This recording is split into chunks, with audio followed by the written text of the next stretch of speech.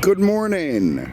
This is Bill from Curious Cars and Auto House of Naples on another humid, shitty Florida Friday. I would be lying if I said it was anything else. And, you know, somebody mentioned I was crying about it being October and I still don't have any hint of season weather.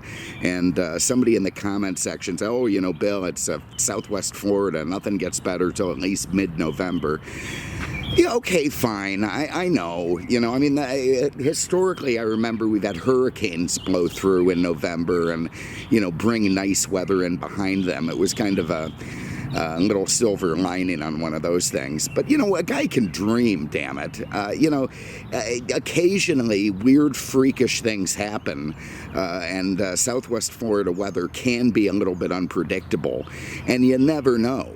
We could get some nice mornings in October. It's not outside the realm of possibility, and that's what I'm hoping for. So, you know, whatever. Look, life has already ground me under a shoe, you know, enough. Let a guy have a dream, for the love of God, please. And my current dream, and it really isn't asking for a whole lot, is that I get a few cool mornings in early or mid-October. And so far, of course, that dream isn't panning out. I've got a bird or birds going batshit around here. They just won't shut up. I can't see them. You know, they're hiding themselves in the palm fronds, but they're there and they're not far. And I'm sure that the tweeting sound is them signaling to their friends that, hey, we've got, you know, a soft-belly guy with, you know, big eyes down there that wears one that we could pluck out and have a nice feast on, you know, when he's not paying attention. So I am going to pay attention and make sure that, you know, make sure that that doesn't happen. I'm not wearing my sidearm, and I really do have to start doing that, although I don't think, like, you know, I'm Annie Oakley or anything. I could shoot a bird out of the air, but maybe the sound would be enough to trouble them. And there, of course, I haven't muted my phone. Oh, God. Anyway.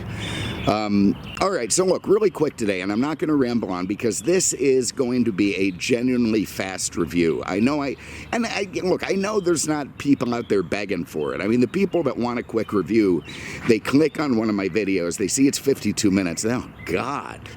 The hell is this guy rambling on about? They won't bother to say it.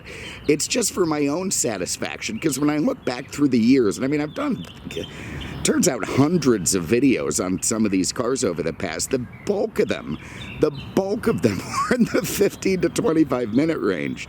And it seems like only in the last year or so have they ballooned up to where they're at now in this sort of just barely sub 50 minute range. And I'm sure that's diarrhea of the mouth. And okay, so I've added a few more facts about the cars or whatnot. But, and here I am. I'm still rambling and I'm not in the car. So, okay, very quickly, this is a 1987 Mercedes-Benz 560 SEL. This is a W126 platform, and what that means, that you may hear Mercedes guys bandy those numbers around. Oh, that's a W126, that's a 124, that's a 107. Those are the Mercedes internal designations for the car, the chassis numbers. You know, all car makers have them. You know, like GM will have a B body or a G body, and you know, Ford will have their A platform or this or that. Mercedes uses a series of letters and numbers to designate what the cars are, and this was the W126, especially in this particular incarnation, the four-door extended wheelbase version. There were coupes, they were actually the C126, and there were short wheelbase versions, which I believe were V126s, but you don't hear people say that very often. Usually when people are talking about this car, it's just the 126 or the W126, and they don't really distinguish which one they're looking at, and that's just fine because, you know, without getting into all the hyper-technical garbage that people who our persnickety care about. It's enough, it's enough to know that in the common parlance. This was only the second generation S-Class, Sonder class, or whatever, the big giant Mercedes Luxo barge. The first one was the W116, by the way, which did not have a coupe. It did have long and short wheelbases, but they didn't distinguish those with different numbers. They were all once W116s. And of course Mercedes had big giant cars before that, which were essentially S-classes, but not until the prior gen were they actually God damn, that area right there, and more of them. Out, go. They have this air advantage. That's the thing that drives me nuts, I mean, he's 20 feet above me in the tree. He knows I can't get him. He's going to count on the fact that I'm not armed, so... little bugger. Anyway, I don't even know where the hell I was. So the W116, a second generation S-Class. And to me, it was when Mercedes-Benz achieved automotive perfection. And over the course of this very short review, I'm going to get into that. They actually started designing it the very moment the prior gen came out in 1973. That was in the middle of the gas crunch. Malaise era was coming into play, and Mercedes... It was a very different car company back then than what it is today. You're talking about a car company that was building luxury cars, or utilitarian luxury cars even, to a standard and not to a cost. So when they were building a car, they didn't really care what it would end up costing at the end of it. I suppose they did within a certain reason. I mean, they're not using elephant tusk shifters or anything, but that was more the purview of Bentley.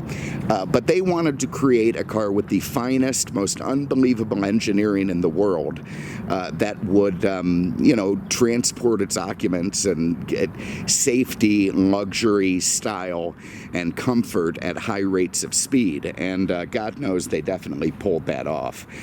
So the designs for this car began in '73 under the, under the, whatever you call it, the auspices, no, that's not the right word. The direction of Bruno Sacco, who is one of Mercedes-Benz most storied designers. And he made a bunch of the Mercedes cars, but I would have to say that this one, above all, was his masterpiece. It just absolutely got everything perfect. When I was driving here today, it's toning down a little bit, but, the rear window... Dalton did the detailing on this car. He didn't bother removing this tape because, it's pretty far back and it wouldn't have been easy to reach. He would have to put his phone down and stop texting people and use two hands. It looked like a crime scene. And not one of those little wimpy crime scenes, but some kind of big overkill serial killer crime scene with blood everywhere, where you've got the new detective from Narcotics. He's puking in a corner, and the guys used small intestine to smear clues on the wall because they don't think anyone's going to catch him. And that is, to me, what Dalton's windows are starting to look like. I mean, the guy is just phoning it in. And when a guy who phones it in every day starts phoning it in some more, it's just not going to work out well. I have to have a talk with him when we get back. But, the nice thing about Dalton is he just doesn't give a shit. So, God bless him. Anyway, so Bruno Sacco oversaw the construction of this car. It went together over the course of the next 6 years. The design was finalized, I want to say, in 1976. The car debuted at the... it was either Geneva or Munich, one of the European international auto shows in 78, I believe, and then 79, and then was released as a 1980 model in North America. That was the first time we saw it. And, when you look at the car now, it does appear to be an older car. You really can't appreciate how many light years ahead it was of just about every other machine on the road. I mean, this thing blew everybody away, and with very good cause. The styling of the car is terrific. It is pure German understatement. It's incredibly elegant. It's reserved. It doesn't fly out at you. It just looks gorgeous on a glance, and it's no more than it has to be, and certainly no less than it has to be. And that is why this was one of the longest running and best-selling S-classes of all time. It ran from, you could call it 79 through 91 if you want 12 model years. It was 79 in Europe, I'm sure. And it sold like hotcakes. They sold like 900,000 of them over the course of their production, which is basically still the biggest production S-Class, the longest running production S-Class, and virtually twice as much as any other one sold. And there's very, very good reason for that. Not just was it one of the best designed and best performing cars of its time, it also came to signify success in the 1980s. It was a superstar of the 1980s. There were more expensive cars, Rolls Royces, Bentleys, that sort of thing. But when you pulled up something, you know, somewhere, nothing said this guy has made it more than a W126 S-Class. You know, kids today, they dream about making it big in crypto and buying some kind of a stupid overblown golf cart with a Tesla logo on it, and, you know, setting up the whoopee cushion shit inside to torture their friends, and that's all cute and wonderful. But, you know, kids in the 80s thought about making it big on the stock market and buying a S-Class, and frankly, I think that was a better dream, because unlike the Tesla, which is, you know, I'm sure a fine battery-powered thing, you know, like my old Walkman or, you know, Weed Whacker that manages to do 2/4 of 2/4. 2/4, 1/2, 3/4, 3/4 of the lawn before I have to reach. I don't, you know, look, I wouldn't have an electric weed whacker at gunpoint, but you get the point. This is an incredible machine, and we're going to get into why. So when you look at the front, it uses classic Mercedes styling with the detached separate grille and chrome with the slats in it. This one has been, you could call it upgraded, side graded, whatever you want to call it. It's got European headlights, which was not an uncommon feature that people would put on these cars. The American headlights and American bumpers were different from the Euro models, and everybody here had to have those. That did not correlate to Europe. They liked their lights and bumpers better than ours. We had these big 5-mile-an-hour suckers, whereas theirs didn't have that big overhang in the front and was much more flush with the car. Anyway, so they did upgrade those in this car. It went through at least 2 restylings well, it went through 2 days. Okay, I'm just going to call it 1 restyling, 1 true restyling. They did update the headlights in some of them and some others. Oh, God, now I'm starting to ramble. All right, I tell you what, I'm going to pause for 1 minute and collect the bulleted points in my head. I'm going to let the coronavirus whiskey wear off for a minute, and then instead of just rambling on, I'm going to go through this list and get it done. Bear with me 1 minute. All right, so we'll quickly consider that the overview of the 126 and directly get into this car. So again, this is a 1987. It's a 560 SEL, which was the flagship, the big daddy, you know, the top of the line. It would have cost in the neighborhood, let's say $65,000 in 1987. That translates to about 160 grand today. So we are not talking about an inexpensive car. This was a true luxury item, just that expensive. You wouldn't think of it now that way, but my God, I mean, you know, you can buy a new S-Class today pretty loaded out for about 110, 115. Back then, without too many options available, there were a few, but not too many. These things were that kind of money. So we're talking about a radically over-engineered car. When Sacco and his team started building it, the gas crunch was in full swing, so they knew they were going to have to make it aerodynamic, which would cut down on the fuel mileage. It would make it get better fuel mileage because it was more slippery. And of course they wanted that to reflect in the engine choices. You know, they want more aluminum with that kind of stuff. And you know, the whole car was designed to be a product of its time. And after they come out with a new GM product in 3 or 4 years. This thing was 6 or 7 years basically in design and research before they got it done. And that's how they could justify spending that kind of money because they were going to get that kind of money when they sold it. But, Mercedes changed at a certain point, and they don't build cars that way anymore. And I guess they had to if they wanted to become a big, global monolith the way they are. But anyway, there it is. So the car is very slippery. They lowered the roof line. They made everything a little bit more flush. The car was designed to just cut through the air. Flush glass, not quite like the Audis were at the time, but more so than many cars. Things like the rear view mirrors, the hood, the bumpers, that was all designed to be lightweight and slippery to help the car be more efficient, and it all worked. Okay, so we're going to start here. So you can see in the inlet, you've got this big grill going, feeding the engine. This car was designed with servicing in mind. You can even service this grill today. They sell it as a shell, which is just the chrome surround. You can buy the insert for it, that plastic insert. You could even buy these trim sticks, whatever you want to call them, and remake a grill if you have to. You don't have to just go buy a new one. This is the kind of stuff that's incredible, and in fact, Mercedes still does have a lot of parts for these cars and still supports these cars. You can go to your Mercedes dealer and buy parts for your, 40-year-old, 45-year-old 126. Mercedes really supports their cars in a way, or at least historically they did. Who knows if that's continued. I kind of doubt it even. And even after they released this car, they kept refining it. They kept making it better. They kept spending money on it. And again, that's just the sort of thing that Mercedes doesn't do anymore. Now, being an 87, this one does have the restyling, which I do think added to this car. In some ways, I think it detracted from the R107.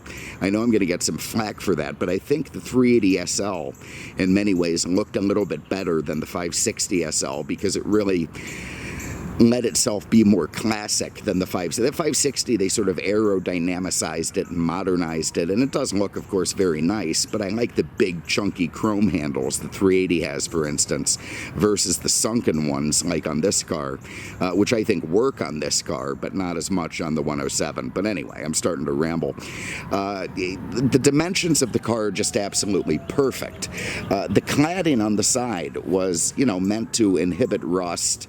It's lightweight, and it looks great, and it got flattened for this second refresh. Also, I think the Germans call these manhole cover wheels. I read somewhere. I call them the aero wheels. They went from 14 to 15 inch, and they have all the little holes in them, and they do look nice and modern, and they were probably more aerodynamic than the bunt cake wheels the cars originally came on. You get into things like the taillights, and this is the kind of engineering stuff that you had in Benz back in the day. You see the way that they're ridged, so, they're out, they're in, they're out, they're in, they're out, they're in. That's not just stylistic, it's practical. So, if you're a sheik running one of these things through the desert, or, you're in Finland on your way to a trade summit, and it's a snowstorm, that can all get on the car. The whole thing's covered with dust or sand or snow or ice, but the chances of the snow, ice, or dust getting in there is minimal, so the cars behind are still going to be able to see the taillights, and again, pretty damn cool engineering. All right, let's go inside the trunk. So this car would have been used as a, look, basically every embassy in the 1980s, and still many third world embassies today, probably have one of these things still parked outside. It's just a car that appeared in every single, you watch an old Tom Clancy movie from the 80s, you're going to see a bunch of these cars, because this is what big dogs drove around in, especially in Europe. And as such, they had to have a nice big trunk. Mercedes had moved the fuel tank to behind the rear seat so that you would get all kinds of room inside the trunk, which you do. You had a spot under here to sink the spare tire. There you can see it has a little bag of tools with it. There's the jack, and it all hides nicely under this false floor. In the 80s, in the AMG versions you would have seen on Miami Vice, this would have been a very nice place to put kilos of cocaine or machine guns, or whatever it is the Colombians needed to keep the ball rolling. So even today, if you want to fool the state trooper, you could probably throw a few things in there. But anyway, everything nice and proper in the trunk, and you can see it's a nice size. This big stupid thing here is like all 80s Mercedes. At one point it had some kind of big dumb giant cell phone, and whoever had this one just never removed it. It also uses a vacuum system, which I didn't show. So like the door locks on this car are not electric, they're vacuum operated. And underneath this little thing here, it's locked in, I can't get it, is a vacuum pump that runs the whole shebang. And all very cool stuff. You know, the engine makes vacuum, but probably not enough to do all the vacuum this car needs. Look at the chunky, you know, like this is the pin that when the car's unlocked, a pin shoots through here to lock the trunk. I mean, look at the way this thing is engineered. It's just nothing else like it. There really isn't. Have a look under the hood. Quick review, quick. It's gonna be quick. Oh shit. Yesterday, Leighton and Hadley and Lipton, the two girls who do the reviews for Auto House, they managed to break a new trunk pull. So a little thing's supposed to come through here to let me open the trunk. It's not going to because she snapped it off, and so now I'm going to have to pause and find a tool to pull that open until they put a new one in. So hold on a sec. Okay, there we go. So this is an M117 engine, a V8. By this stage, it has aluminum block and heads. And was nice and potent, and 275 horse, if it, yeah, somewhere around there, a little bit 330 foot-pounds of torque. By today's standards, it wasn't much, but at the time, it was pretty impressive and certainly good enough to motivate this car down the road in a hurry. The way that these things were built, it has a service position. Let me see if I can get this one-handed. So now you can see I can push down on that little thing in the hinge. Move that up. Let me see if I'm doing this right. You might have to start with this side. I always forget that. Yeah, you do. All right, so we're going to start with this side. God, I am so unlucky. I swear to God. All right. There we go. Okay, so here is the service position. So you can move the hood up, straight up and down. Now the whole point of that is to make it easier to service for the mechanic. And that was really great, by the way, in the 123s with the diesels. Of course, these cars had you know, the first diesel asked this 126. That's not the first diesel. The first 126 diesel was released just in the North American market. They didn't have it in Europe. It seems completely contradictory to what I would have thought, but diesels were super hot at that point. If you remember, even in some GM cars, diesels were the standard engine, so it was a pretty big deal at the time. But anyway, there is the service position. There is the M117. It's a terrific engine, completely over-engineered. It's dual overhead cam. You can see the way the chains run here. It's a single cam, I believe 16 valves, and gives you everything that you need to keep the ball rolling. Here you see the ABS system, very cool stuff. This is, it's got a hydropneumatic rear suspension. The 560s did, the other one, the 300 SE and the 420 did not. They had regular springs in the back without the fluid dampening, but the 5, and you know, unlike a lot of cars that use this, I have never seen a 560 SL sagging in the back, so obviously it's pretty well made. Now I do know occasionally they need these little bombs, they're called, these God, I'm telling you, I need to do more research in the morning. Hydraulic accumulators that regulate that. They can go bad and they can stiffen up the rear suspension, but it never sags. And frankly, I appreciate that. So let's get that back down. Before I do, here's another neat feature. Okay, you can see the coils there inside of the windshield washer fluid and the two lines running into it. That's actually coolant that's going to run, of course, hot coolant through there to prevent it from freezing up. You know, it's that kind of little bit of engineering that just made the car special. It really is. Let's get this back down. Oh, God, is everything hard one-handed. All right, anything else before I close it? No. Why is that? What is going on here? Good Lord. I don't know, these guys taking, I mean, for the... You have got to be kidding me. All right, hold on a second. Let me get this fan shroud back in place. We've obviously got nitwit mechanics who just aren't paying attention. Bear with me. That's better. So, look, we've got Dalton phoning it in. If the mechanics start phoning it in, we're going to be in real trouble. Have a look in the back seat. To do that, I'm going to put the key on for a reason. It's going to give me that really irritating Mercedes warning buzzer that sounds like the one in the U-boats, you know. It's sinking. Oh, my God, it's sinking. The U-boat is sinking. Anyway, footroom was not an issue in the extended wheelbase 560 SEL. And this is, again, why it was used basically as a European limousine. I mean, they didn't have town cars and Fleetwoods over there transporting people around. They had these things. And if you're the Pope or, you know, the head of a West German crime syndicate, you need footroom, obviously. And this car will give it to you. It also gives you a reclining rear seat, which was a pretty cool deal at the time. And unlike that Hyundai we did the other day, you still manage to have a little bit of leg room when your seat goes forward. Also, the front and rear seats in this car are heated, which is kind of neat stuff. Here on the back package shelf, there you see Dalton's hilarious windshield job, or back glass job.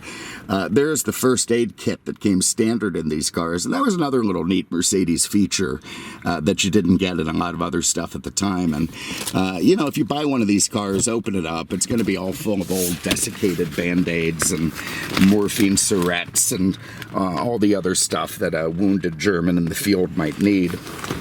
And it's just kind of fun. But at this stage, being 40 years old, you know, you're probably not going to get too much use out of it. And here I am trying to get it back in there one-handed. Oh, God. You see, this is why the videos take so long. I could afford a damn helper. The last thing I need is a helper. And then you got another packet here for whatever. This, I don't know if that's going to have a windscreen. We'll see if that has a back sunshade. I don't think this one does, but they could. But anyway, you got a ton of room back there and everything nice and lovely. So there it is. I'm going to put all my crap in the back, and then we're just going to hop in and go for a spin. All right, I know so far this video has been a bit of a rambling mess, but maybe I can make up for it from this point onward with the interior and the drive. As we're getting in, if you notice in the back, the license plate, the way it's bolted on, it looks a little bit awkward. I mean, you've got all this space between it and the taillights. It looks a little bit low, you know, hanging into some of the body lines there. That's because, look, this was a different era. These were true European imports. This was a true West German car that was imported to the United States, even if by the factory. And the car was designed to have a European license plate, which is shorter and wider and would fit perfectly there. With the American plate, it doesn't quite look right, but you know, it's fine.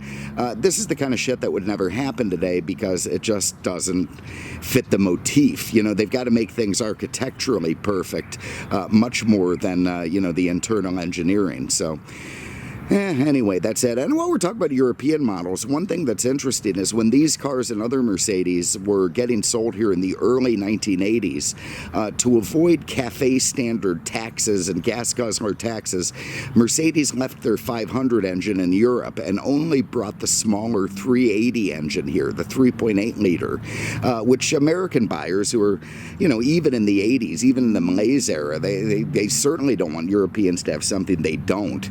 And they wanted to have as much horsepower as they could. So they were horrified to have this 11-second to 60, you know, big S-Class. So it opened the door for what was then called the gray market. And thousands, like 20+ thousand German release cars were imported to the United States for sale here with the 500 engine.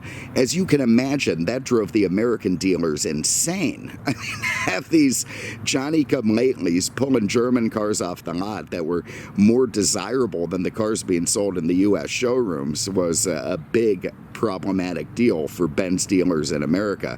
So they went nuts, went after Mercedes, got the 500 released here. I want to say in '84, you could get a 500 SEL finally. And then they went after the gray marketers in court, came up with a new law a few years later that sort of put the kibosh on all of it, and so it wouldn't happen again. But '84, that was Beverly Hills Cop. And that was the first time I had ever seen a badged 500 SEL as a kid. I remember it very well. Victor Maitland, the guy with the big wart on his forehead, had this big snazzy Benz with the 500 badge on the back. And, it was a big deal to me at the time. All right, let's hop in this thing. And hey, look, doors that close like bank vaults, windows that are over-engineered, trim that's over-engineered, door handles. Look at this thing, the way this goes together. It's like something out of a Panzer tank. That's all over-engineered.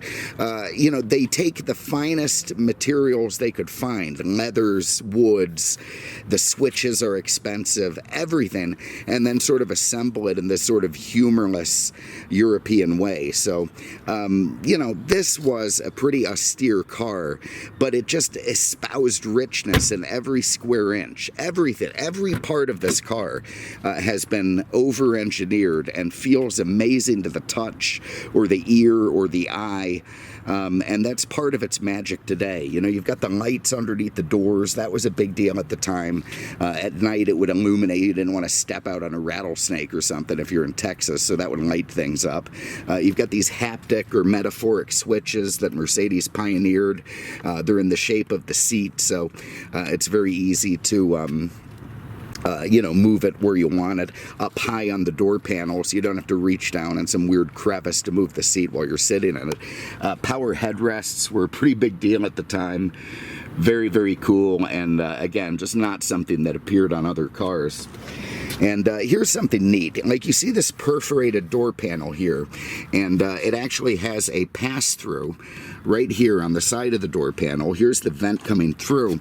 So when you're using your climate control, be it air conditioning or heat, that heat or cold air will emanate through this door panel in a way that keeps you comfortable without you even know it's happening. And again, that's just sort of the big time high-end engineering that went on with this car. I mean, the crew that put this thing together, this all West German crew of well-paid drunkards, you couldn't assemble them anymore. I mean, all these things are probably made by slave labor today that, make 6 sesame seeds a week, like that poor guy from the Philippines on that Jeep. It's just not like it was then. And it shows. Interesting things like having this manual driver's side mirror because, well, you're right there. So it's easy. With a power, which isn't working at the moment, passenger side mirror. Now, one could say, okay, that's designed because, you don't need a power driver mirror. It's there. It's just one more thing to break. I think it's more likely the case that when this car was designed and built and released in '80, passenger mirrors weren't taken for granted. You see a lot of early cars from the, 70s, even the early 80s that didn't have passenger mirrors. So I think that was just Mercedes' way of addressing that. When the passenger mirror became standard, well, the driver's never going to reach it, so they better make it power. Let's fire this thing up. All right, so there's that fight. Keith told me this. He said there's some issue with the cluster. There it goes. And that, I was driving here today and I went into an absolute terror because I had no oil pressure. So I pulled over at the speed of light into some parking lot and called Keith, woke him up. He was pissed off, and I'm like, man, this car, I'm going to fling a connecting rod. And he said, no, the cluster's got a bad connection or something. Just tap it, it'll be fine. So, well, there it is. So that's one thing I do love is a car with a bad oil pressure sending unit or, gauge. That really is wonderful. It's got a little bit of air conditioning on. That's what I like to do, is live at terror. Get my seatbelt on. This was also one of the first cars with adjustable Nobody's adjusted these in a long time. Seatbelt height for your shoulder. One of the first cars with pre-tensioners to tighten the seatbelts to make them a little bit safer for people. One of the first cars to have standard ABS. It was an option at first. I believe it became standard. It wasn't the first car with ABS, but it was definitely there's a woodpecker. I see him there at the base of that tree. Where is he? I see him. I know he's there. There he is. And that little bastard. Thank God he didn't peck my eyes out when I was outside the car. Got a little reprieve. But anyway, it was one of the first cars with airbags. They were optional in the beginning. Being an 87, this one only has the driver airbag, which I believe was standard. Maybe the passenger airbag was optional then. If it did, it replaced the glove box. But, whatever. There it is. You got this big, thick steering wheel with rich leather wrapped around it that still feels terrific today. You got this classic Mercedes light switch, and let me just real quick instruct people on this. So quick, once to the left, to the right. Okay, 0 is 0. Go once to the right, you've got your parking lights. Twice are your headlights. You pull once for the front fogs and twice for the rear fog. If you're one of these guys, you want to run around with your fogs on to be cool, fine, I get it. I do the same thing sometimes, but do not pull it twice, or you're basically going to be showing people one taillight, which is what a rear fog light is. Over to the left are the parking lamps for the city. You can illuminate the right hand of the car or the left hand of the car, depending on which side of the street you're on. If you don't want the hooligans to, well, they're going to knock off your mirrors anyway. You've got a very nicely, simply laid out instrument cluster that manages to be both very simple and expensive looking at the same time. The weird German hieroglyphic. So R is refill, half is half a tank, 1 is a full tank. Okay. That's one way of putting it. I guess that, Mercedes, of course, had a global customer base of wealthy people back then, so maybe the hieroglyphics just had to be universal. You've got your temperature gauge in Celsius, you've got your oil pressure gauge in bars, you got a vacuum-powered economy gauge that'll basically do nothing. You've got 160 mile an hour speedo, which isn't terribly ambitious. I mean, this thing had probably run in the 130 to 140 range on the Autobahn for as long as you were happy doing it. You got your tach over there, you got a clock, your cruise control, your wiper control. This is a power telescopic steering column, so you can move it in or out. We got a horn. Nice. Being the 560, and I'm already going to tell you this doesn't work, I know, which is a bummer because I tried it yesterday. This switch here is the city horn and the country horn. You could change the pitch of it depending on where you're at. So if you're, maybe you just want to give people a polite beep versus blowing their ears off at a traffic light. But if you flip that up, you would get a different horn sound, but obviously we've got a dead horn up front. You've got automatic climate control, which is all very nice. You've got your rear defrost, you've got your recirc, your hazard switch, your power antenna switch. This is the rear interior lights. This thing you just roll to where you want it. That's going to adjust your temperature, automatic fan speed. What's interesting about that with the temperature, it has the sensor inside up here. So if you're opening the sunroof, then it's going to know you've got cold air blasting in, and it's going to adjust this accordingly. They wanted to do that so the sunroof wouldn't trick the climate control system. You got a glove box where you can put Walthers or whatever kind of little gun you want. For some reason, I don't think much but cans there. I mean, it seems so stupid to me. Maybe it's if you're having a picnic. All of this wood is handcrafted, marked on the back, matched in a way that would never happen today, and it's just fascinating. In fact, Mercedes wood went to shit a few years ago. You see it all faded out now in like a 4 or 5 year old car, and it doesn't seem like they've addressed it yet. You got an ashtray because people smoked. You don't have cup holders because the Germans would have thought that was ridiculous. You can't drink or eat when you're driving your car. You've got this Becker Grand Prix radio, which was awesomely impossible to use. Like, okay, so here's this button, which you press it and it grows. It looks like a pawn on a chess set. I imagine what that's doing is increasing the sensitivity of the antenna or something, but I love it. You've got Dolby B or C noise reduction, your auto reverse, R and M, I don't actually know. I'm ashamed to say manual reverse, manual forward. Maybe that's automatic forward, like song skip. So you've got some crappy song on your Brian Albums cassette, you want to get past it. This is, I have no idea. Repeat. It's not auto reverse, that's 1 or 2 over there, so that just must be, no, that's eject, that thing. And then CR for a chrome tape, presumably, and of course a cassette deck there. And I was using this with my phone and an old cassette adapter to listen to my Amazon Music. So I just love it when you can converge old and new technologies.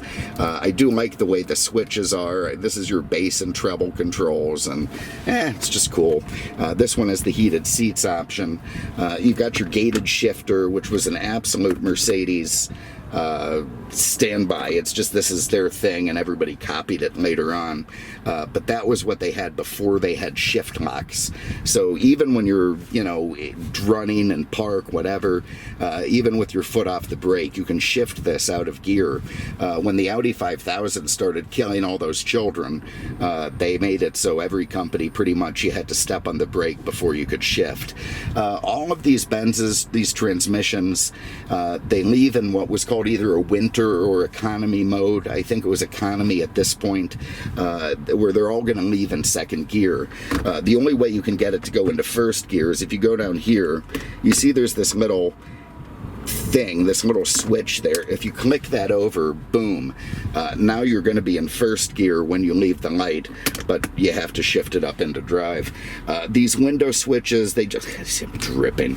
They just feel expensive. I mean, Mercedes proved with this car, and you know, car makers today could look at it and think about it. You don't need to have Instagram and friggin' snatchy, twitchy, tickety-tocks in your dashboard with all, you know, whoopee cushion seats in your Tesla. You don't need all that crap to make a car feel quality, expensive, and nice. You can just have really, really well-made switchgear, and nobody did that better than Mercedes in the 80s. These switches are even user serviceable. You can remove them and clean them and put them back in. You know, try doing that in anything today. The seats, the leather is absolutely beautiful, supportive, very nice. Up here you've got vanity mirrors. This one isn't lighting up, but you know, there it is. It's got them. You got a little thoughtful vanity mirror here in case the sun is above your rear view mirror. You got flashing lights for no seat belts when you fire it up, big power sunroof, and you know, whatever else. So here it is. Let's just go for a spin. And you know, the first Mercedes I ever had was a 420 SEL. It was an 86. It was black with gray cladding. It was gray inside. I'd never had a Benz before. I grew up in a rich town. I wasn't rich, but you know, all the people I hung with were, and made me feel very inadequate. Their fancy shoes. Anyway, even though I had been in, you know, a few Mercedes growing up, I'd never had one, obviously, till I bought this old, tired, shitty 420 SEL. It had 12 million door dings in it. The town drunk had driven it to every strip club in town. He'd hit guardrails. The thing was cheap, but I bought it, and man, I felt like the chairman of the board driving that thing. And you still, to this day, get that vibe driving one of these cars. Even at this age, even as old as it is, when you're behind, you feel this incredible support in the seats, you feel this incredible tightness in the steering, confidence just emanates from every feel of the car. Every part of it gives you confidence. And you know, the steering's heavy and it doesn't matter. It just feels competent. It has a tremendous turning radius as well. You're looking out over this big expansive hood. You've got your three-pointed star, you know, the German domination on land, sea, and air leading the way, glinting in the sun. You've got this enormous heavy car around you that still manages to feel agile and nimble. You know, every S-Class is designed to let Idi Amin escape his Air Force, you know, if they turn on him, if there's a coup. So they've got all independent suspension up front and the back, trailing arms in the back, adequate power. They handle on the skid pad. You know, if your driver is aggressive, he'll be able to outrun your Air Force and your Army and get you to your escape plane and get you to, you know, some neighboring country before the townspeople run you up on a pole and take you out. So, you know, that's just the way the S-classes are. You know, the throttle pressure, the brakes, I just can't explain to you that even, man, take like, what is this, 87? Take an 87 Impala with 111,000 miles and just average maintenance and upkeep, and it can't feel like this. I mean, this car feels like I would happily drive it across country at 100 miles an hour to this day. This is one of the quick 560s. All of them are. You know what I mean? Plenty of pep. The thing absolutely screams. Thank God the oil pressure was showing for that one, or it would have terrified me. It's quiet. It's a masterpiece. It's an absolute masterpiece. It remains so today. And I just think everybody should own one of these cars at least once in their life to know what it was all about. This was the absolute pinnacle. Is that a 140 car? No, it's a Lexus. That's ironic. But this was the pinnacle. In my mind, this was, you know, look, you could get into the 123, the best Mercedes ever built, the 124, fine, maybe, you know, maybe it's just 6 one, half dozen the other. But I can say without any regret at all that I think this W126 in whatever form, certainly in the latter years with the 560 and whatnot, is the best car that Mercedes ever put together and built. And it just feels that way in every inch of the car. Everything you touch, everything you feel, driving it down the road, it just gave you confidence and it made you feel good. And, you know, it was just the automotive equivalent of, you know, Ronald Reagan in 1984. It just had a way of lifting your spirits. Maybe you were one of those Reagan guys. I don't know, whatever. But, you know, we're coming out of the Malaise era, and Mercedes-Benz and Reagan were leading the way. Oh, God, maybe not. Anyway, there it is. Hopefully this is a fairly quick review. I'm going to keep enjoying this car. Nice. And we'll see you with the next one. Take care. Thanks a lot.